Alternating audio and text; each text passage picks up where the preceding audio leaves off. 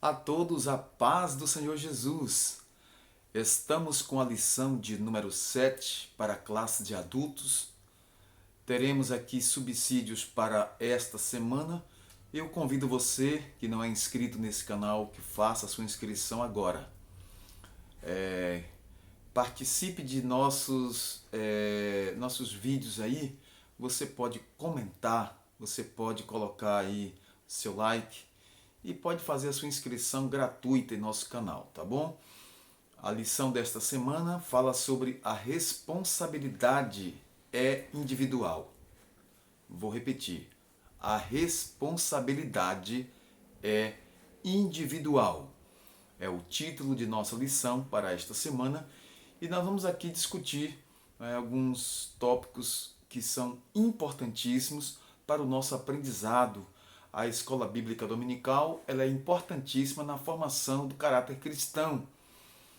O texto áureo para esta semana diz: a alma que pecar, essa morrerá. O filho não levará a maldade do pai, nem o pai levará a maldade do filho. A justiça do justo ficará sobre ele, e a impiedade do ímpio cairá sobre ele. Ezequiel capítulo 18, versículo 20. A verdade prática dessa semana diz que, para além da responsabilidade individual, a palavra de Deus se posiciona contra o fatalismo, isto é, contra a ideia de que tudo está determinado por um rígido destino. Então, o texto áureo está aí bem claro, né? Ezequiel capítulo 18, versículo 20. E o texto da palavra de Deus está em Ezequiel capítulo 18, de 20 a 28. A alma que pecar, essa morrerá. O filho não levará a maldade do pai, nem o pai levará a maldade do filho. A justiça do justo ficará sobre ele, e a impiedade do ímpio cairá sobre ele. Mas se o ímpio se converter de todos os seus pecados que cometeu, e guardar todos os meus estatutos e fizer juízo e justiça, certamente viverá, não morrerá. De todas as suas transgressões que cometeu, não haverá lembrança contra ele. Pela sua justiça que praticou, viverá. Desejaria eu de qualquer maneira a morte do ímpio? Diz o Senhor Jeová. Não desejo. Antes que se converta dos seus caminhos e viva.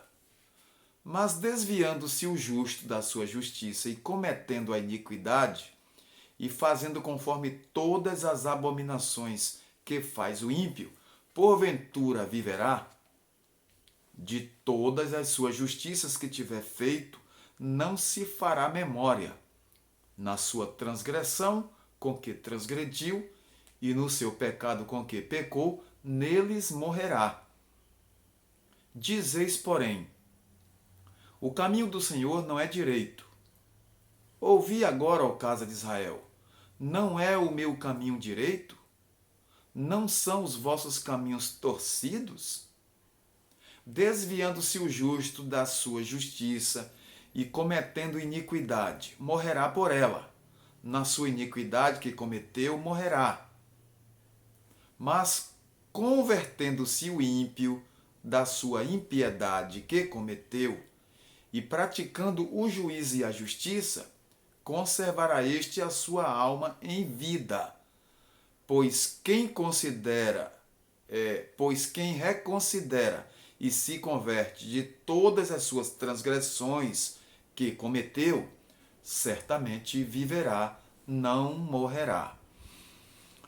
Então, queridos professores e alunos da EBD, essa semana nós temos uma lição que nos chama a responsabilidade individual dos nossos atos, dos nossos erros. A salvação ela é individual. Você já deve ter ouvido essa expressão. É muito comum em nossas igrejas. O que está por trás dessa expressão é a perspectiva da responsabilidade individual diante de Deus. Cada um dará conta de si mesmo a Deus. A responsabilidade diante de Deus, ela é individual. A alma que pecar, essa morrerá. A palavra de Deus mostra exatamente essa perspectiva. O pecado é um ato individual e não há nada que o justifique diante de Deus. A única saída para o ser humano pecador é arrepender-se de seus pecados e crer no Evangelho. Sabemos que através de Adão e Eva, o pecado entrou no mundo dos homens e logo seus filhos também começaram a pecar. O pecado passou a toda a geração. Agora, a responsabilidade Deus cobra de cada um individualmente. Aqui nós podemos observar o seguinte: o ponto de partida é uma máxima que estava sendo usada em Jerusalém e também entre os exilados de Babilônia, que diziam assim. Isso nós encontramos lá em Jeremias 31, 29 e em Ezequiel 18, 2. Os pais comeram uvas verdes e os dentes dos filhos se embotaram. Com base nesse ditado, eles diziam que estavam sendo punidos por causa dos pecados de seus antepassados. Vocês podem observar quando aquele cego estava ali diante do Senhor Jesus, então os discípulos disseram: Senhor, quem pecou, ele ou seus pais, para que isso acontecesse? Então o Senhor Jesus logo ele desfez aquilo ali. Ele disse: isso é para que a glória de Deus seja manifesta. Claro, o pecado trouxe uma consequência muito danosa e entre essas consequências está realmente a cegueira, os tipos de defeitos físicos. Então, tudo consequência do pecado, claro. Agora, diante de Deus, o pecado ele é cobrado individualmente. Cada um vai dar conta de si a Deus. Observe que, com base nesse ditado, eles diziam que estavam sendo punidos por causa dos pecados dos antepassados. Agora vamos ver aqui o que é que dizem os tópicos da nossa lição. A gente vai discutir assim somente os subsídios. Nós não vamos entrar nos pormenores porque a aula da EBD deve ser participada lá na sua igreja. Aqui nós passamos subsídios para que você tenha enriquecimento para a sua aula. São materiais que a gente fornece para o enriquecimento da aula. Essa primeira parte aqui fala sobre a máxima usada em Israel. Vamos ver o que é que estava sendo discutido ali acerca disso. Era uma máxima equivocada. Por quê? Porque o ditado popular, os pais comeram uvas verdes e os dentes dos filhos se embotaram, se baseava numa interpretação equivocada sobre o terceiro mandamento do Decálogo. Êxodo capítulo 20, versículo 5 e Deuteronômio capítulo 5, versículo 9. A maldição não é hereditária, ela só permanece quando os filhos continuam nos pecados dos pais. Veja a expressão: daqueles que me aborrecem. Daqueles que me aborrecem. Então, aqui é um princípio divino estabelecido desde a lei de Moisés, Deuteronômio 24, 16. Isso é lembrado na história de Israel, lá em 2 Reis, capítulo 14, versículos 5 e 6. É daqueles que praticam o pecado e aborrecem a Deus, essa descendência de desobedientes. Agora, o que dizer dos filhos que obedecem? Que obedecem a Deus, e muitas vezes os pais não são nem tementes a Deus, e os filhos passam a obedecer a Deus. Onde fica agora essa maldição transmitida? O Senhor diz sobre aqueles que me aborrecem. Observe aqui que nesse segundo subtópico, onde fala Jeremias e Ezequiel trataram do assunto, nós vamos ver que a palavra profética em Jeremias é escatológica, não é? A seção de Jeremias 30 até o 33 é o livro da consolação, não é? Do capítulo 30 ao 33 é o livro da consolação que não foi editado separadamente como Lamentações. Então ali está descrito Lamentações.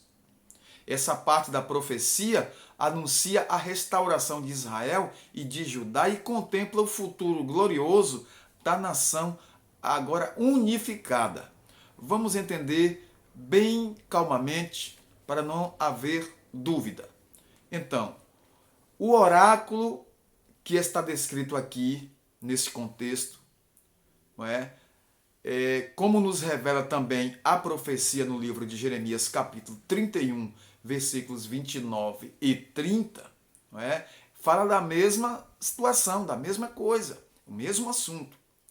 É nesse contexto escatológico, né, de assuntos para o futuro, que nunca mais será pronunciado em Israel tal provérbio popular. Mas a proibição anunciada por Ezequiel é imediata. Ezequiel capítulo 18, versículos 2 e 3. Vamos voltar ao texto aqui e ver o que diz o 2 e o 3 de Ezequiel 18. Vamos voltar lá no texto? Então, o texto vai de 18, do capítulo 18, 20 ao 28, mas você pode observar no capítulo 18, o 2 e o 3, e ler aí e tirar a sua conclusão.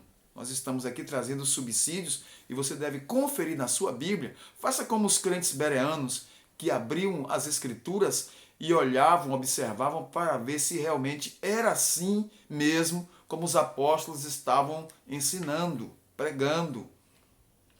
Nós devemos conferir tudo na Bíblia, a palavra de Deus. Então, o problema em nosso tempo. Vamos ver aqui o que é que diz a lição. Essa lição aqui,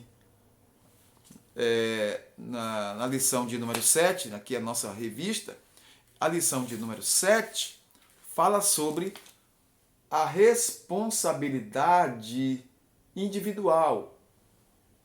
Olha aqui, a responsabilidade é individual. Tá vendo? Aqui dá para focar melhor, tá vendo? Então vamos ver aqui, nesse subtópico, o problema em nosso tempo. A doutrina das uvas verdes e dentes embotados, que predominou no imaginário popular de Israel, Jeremias 31, 29, Ezequiel 18, 2, veio a ser parte do cardápio doutrinário de um movimento infiltrado em algumas igrejas, conhecido como batalha espiritual.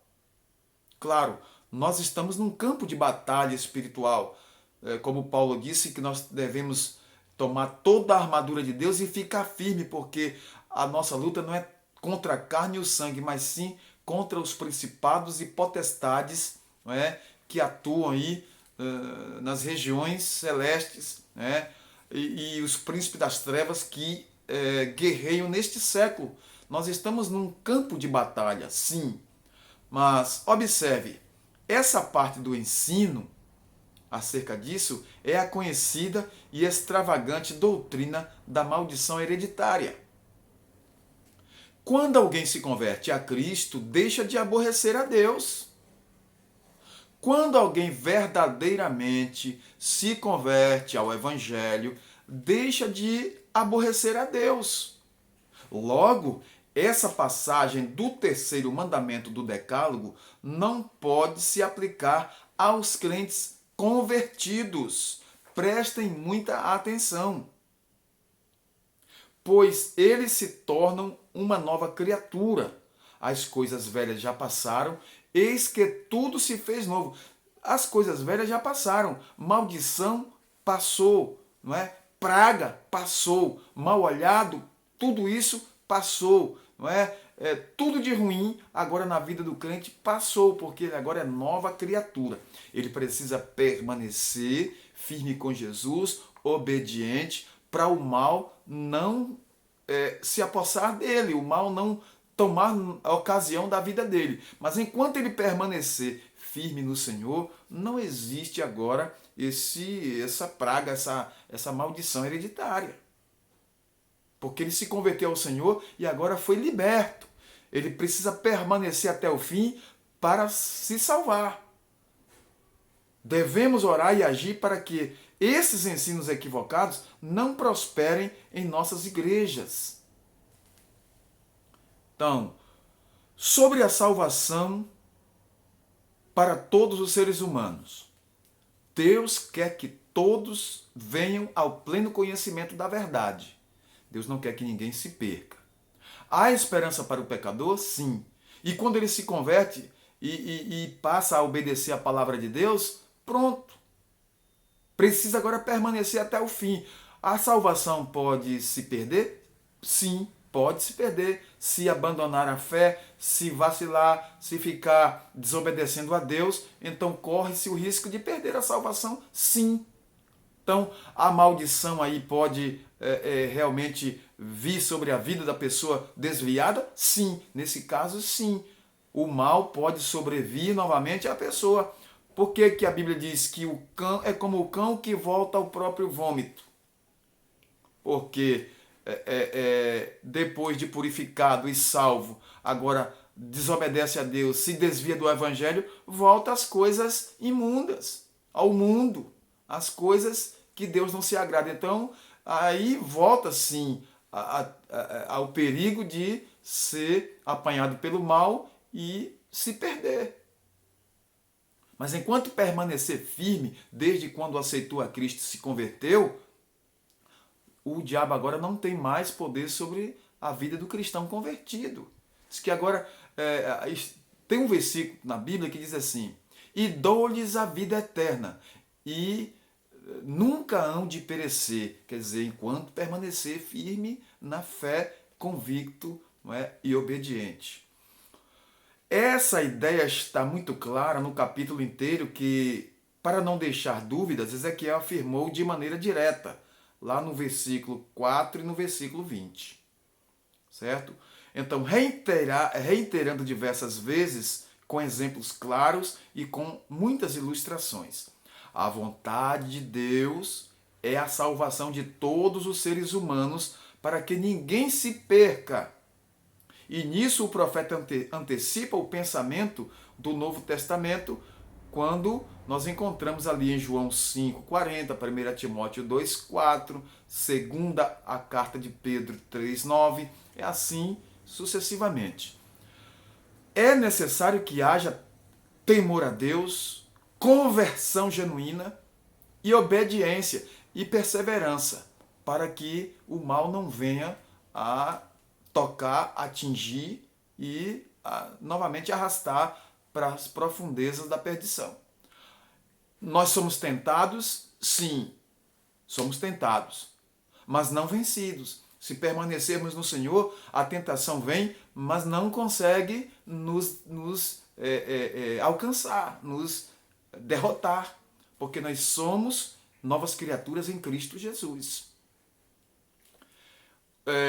A palavra de Deus nos diz que nós estamos rodeados de uma grande nuvem de testemunhas. Não é? Agora, o pecado tão de perto nos rodeia, como diz ali em Hebreus. O pecado de perto nos rodeia. O adversário bramando como se fosse leão, ao nosso derredor, também faz barulho e brame como leão. Ele vive bramando como leão, procurando a quem possa tragar. Porém, a palavra de Deus nos diz que ao nosso redor está o anjo do Senhor, que acampa-se ao redor dos que o temem. É daqueles que temem a Deus, daqueles que são comprados e lavados pelo sangue de Cristo. Esses estão protegidos. Agora, cristão que vive de qualquer forma, que desobedece a Deus, que vive brincando com o Evangelho, qual a proteção que vai ter? Brincando com as coisas de Deus. O anjo do Senhor está protegendo? O Senhor Jesus está realmente protegendo a quem não tem compromisso com a palavra de Deus? Quem não tem compromisso com o Evangelho? É preciso observar isso. Então nós temos que ter compromisso, temos que ter firmeza na fé e convicção. Senão, qual a segurança que vai ter? Então é preciso observar isso. Eu quero chamar a atenção aqui na lição para um ponto muito importante e eu vou ler na íntegra. É um auxílio ao professor, não tem na revista do aluno, né? Mas esse ponto aqui é importante. Olha, Ezequiel 18, de 1 a 20, é o texto que contempla aqui a nossa lição, né? Em Ezequiel 18. Agora, contempla só o versículo 20. Do 20 ao 28 é o nosso texto oficial. Mas aqui, do 1 ao 20, Ezequiel, ele se apresenta como uma pessoa que conhece muito a palavra de Deus.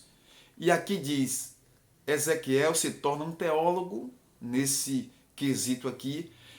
Ele é geralmente um pastor preocupado com o cuidado e a cura das almas.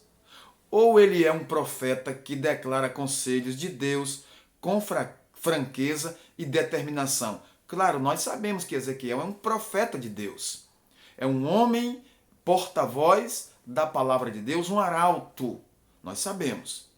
O que Ezequiel diz é que mesmo que os filhos possam sofrer por causa dos pecados dos seus pais em uma ordem natural de causa e efeito, Deus não vai castigar um filho pelos pecados do pai e também não considerará justo o filho injusto porque seu pai foi justo. 2 vezes no capítulo, aqui Ezequiel diz, a alma que pecar, essa morrerá.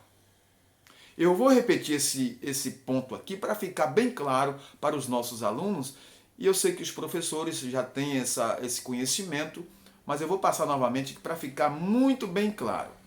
Deus não vai castigar um filho pelos pecados do pai.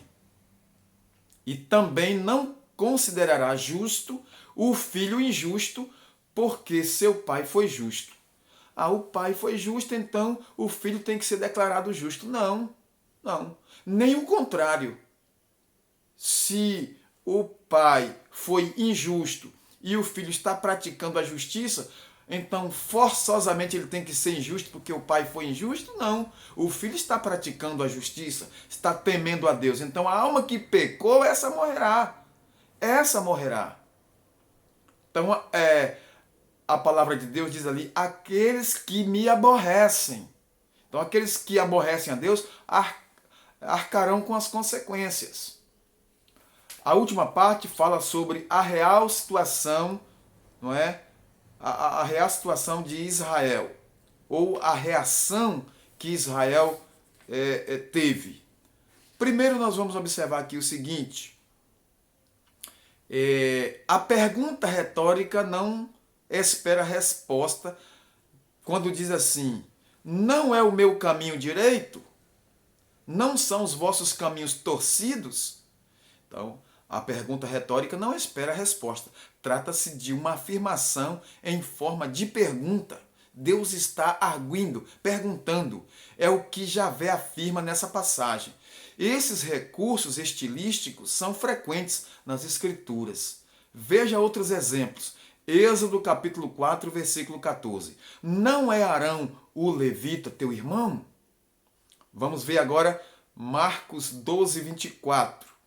Confira Ezequiel 8, 6, João 4, 35, João 6, 70 e 1 Coríntios 10, 16. Depois você pode retornar aí o vídeo, pausar, voltar nessas referências e conferir na Bíblia, tá bom? Então, aqui diz: não errais vós em razão de não saberdes as Escrituras e nem o poder de Deus?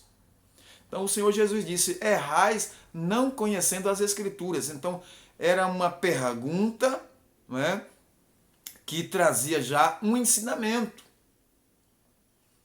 Depois de explicar essa verdade e apresentar os fatos ao povo, vem a conclusão: os caminhos do Senhor são corretos e os do povo são torcidos. Então Deus diz assim: como os céus são mais altos do que a terra, assim são os meus pensamentos e os meus caminhos mais excelentes, mais altos do que os vossos caminhos. Então não tem como comparar, não tem comparação. Nós precisamos atentar para a palavra de Deus e obedecer o que diz o Senhor. Não podemos questionar, não podemos trazer doutrinas que vêm querer justificar nossos pontos de vista. Deus é justo e misericordioso, mas também é um Deus de juízo e de justiça que retribui ao pecador quanto mais a sua prática. Não é? O pecado tem a consequência da morte. A consequência do pecado é colher os frutos danosos da erva daninha. A resposta dada aos críticos deixa claro também que mesmo o ímpio na sua impiedade, deixando o pecado e voltando a praticar a justiça, tem o perdão. Todos precisam de arrependimento e busca do perdão divino. Todos precisam.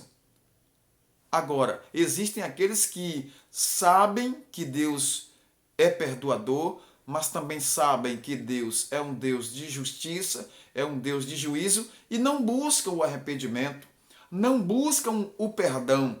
Como serão perdoados se não buscam a Deus? A Bíblia ela chega a dizer, e nós observamos em algumas passagens, diz que não há ninguém que busque a Deus, não há alguém que queira buscar a presença do Senhor. Todos se desviaram e destituídos ficaram, ou estão da glória de Deus aqueles que não buscam. Todos estão afastados da presença de Deus, estão desviados da presença de Deus aqueles que não buscam a Deus. Então, amados, fechando aqui, depois de refutar esse imaginário popular de que Deus estivesse sendo injusto, não é? Castigando o filho porque o pai pecou, não é? Deus estava cobrando individualmente cada ato, cada ação, cada proceder. Claro que o pecado vem desde os primeiros pais e isso vem se arrastando de geração a geração, mas Deus diz: aqueles que me aborrecem. Agora, se nessa geração se levanta um filho que busque a Deus, que se converta do seu pecado, que se converta do seu erro, esse vai realmente livrar a sua alma. Esse vai receber o perdão de Deus e vai ser salvo. Deus não é injusto.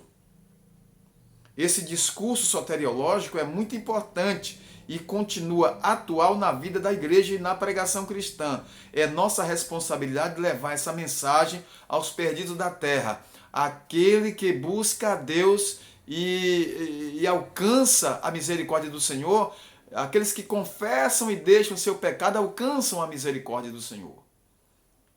Há perdão para aquele que se converte. Há perdão para aquele que deixa o pecado e se converte ao Senhor. Paulo disse: as coisas velhas se passaram, eis que tudo se fez novo. Agora, claro, nós precisamos entender. Somente aqueles que buscam a Deus e que realmente de coração se convertem, se livram da maldição do pecado. Sim, o pecado é maldito. Ele traz maldição, sim, traz. Agora, quem se converte, então essa maldição ela é arrancada, extirpada da vida daquele que se converteu a Deus e agora serve a Deus, não é? E Paulo diz: Agora nenhuma condenação há para os que estão em Cristo Jesus, que não andam mais segundo a carne, mas andam segundo o Espírito Santo. Deus em Cristo abençoe a todos. Nós estamos aqui abertos a perguntas. Você pode colocar aí embaixo sua pergunta que a gente responde, tá certo? Coloque seu questionamento, sua pergunta, né? Procure interagir conosco que a gente responde aí todas as perguntas de vocês, tá bom? Nosso muito obrigado pela atenção. Deus em Cristo nos abençoe e até um próximo vídeo. Vamos orar agradecendo ao Senhor. Nosso Deus e Pai Todo-Poderoso, nós te agradecemos pelo privilégio de estarmos aqui na tua presença. Louvamos o teu nome, te engrandecemos, Senhor, porque digno és de receber a honra, a glória e o louvor para sempre. Fica conosco, nós te pedimos a tua bênção e te agradecemos em nome do teu Filho Jesus. Amém. Graças a Deus.